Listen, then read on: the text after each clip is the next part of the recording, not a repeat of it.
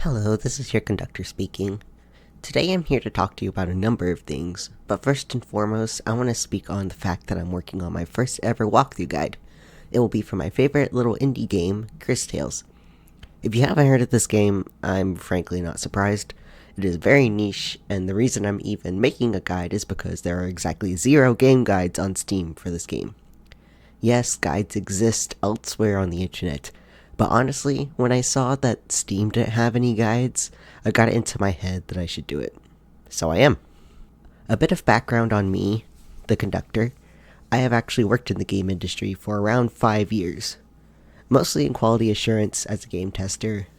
I am also educated in game art and animation. I prefer more 2D, but I can do 3D in a pinch.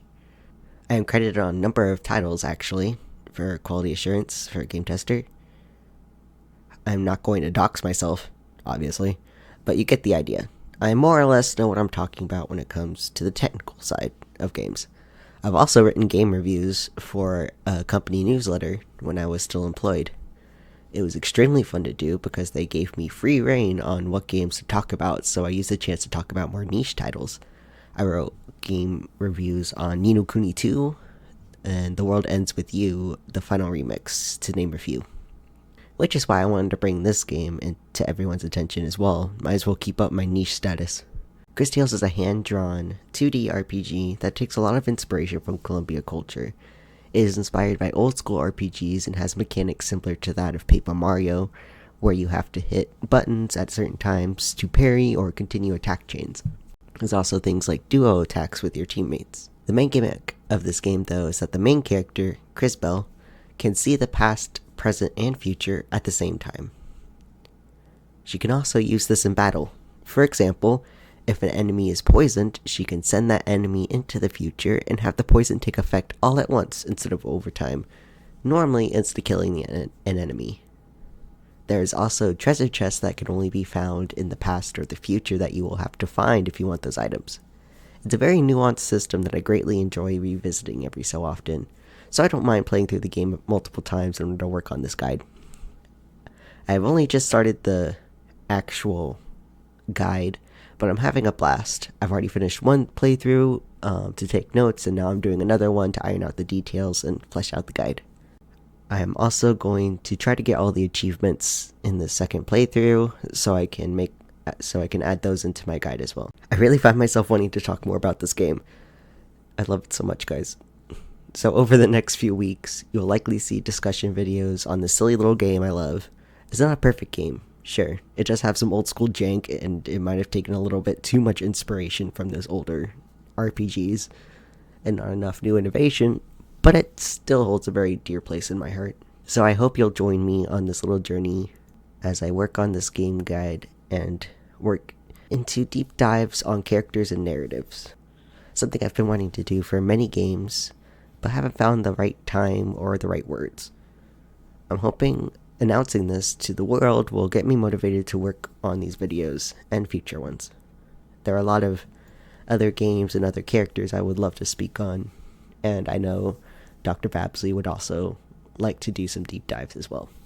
On the topic of time, I would like to announce that the station is having their first ever Subathon on Twitch. On screen are the rewards that we're going to be attempting to achieve over the next few weeks.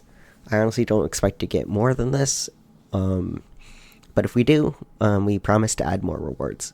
The Subathon is to help myself, the conductor, pay for some necessities. I've been unemployed since June, and if you keep up with the gaming news, you might know that a lot of layoffs in the gaming industry were happening around that time. I was one of the casualties. I have near to no outside support, and America's kind of in the gutter right now. So hosting a subathon is about the only thing I can really think of that will also keep my spirits up. I want to play games, I want to talk to you all, I want to build a community, so might as well kill 2 birds with one stone, right? Dr. Vabsley will be joining, of course. Maybe not every day, but she'll be there when she can. And we're trying to see if we can get her laptop working with OBS so that she can also host some streams as well, because she has a couple of games that I don't have. And as a note, once or if we earn more than I need for my necessities. The rest is going to be split between Dr.Vabsley and myself. That was always the plan if we ever got monetized. But the immediate issue is me being able to afford rent for this month. And maybe a new car battery. So I can actually get places for interviews, pick up medicine without having to pay for an arm and a leg, and survive. We'll be streaming on our normal days, Tuesday, Thursday, and Saturday, as well as possible streams on Wednesday and Fridays. These streams will be around 3 to 4 hours instead of our normal 2 hours. We'll probably play multiple games, just to not get it stale. We might also do like tier list streams or reaction streams. Who knows? I want to make it fun. But also a lot of new games have come out this month. Like, holy shit, guys. I managed to like squeeze in Buy Sweet Carol, but I probably won't be able to afford games for a heckin' long time, which is another reason why we're trying to get Dr. Vabsley's shit working. I'll be announcing what we're playing on our socials, which you can find here. The Subathon will be starting this Thursday, October 23rd at noon MST. I hope we see you there, and I'll be sure to keep y'all updated with my progress of the Steam guide during streams as well. We'll see you at the next stop. This is your Conductor, signing off.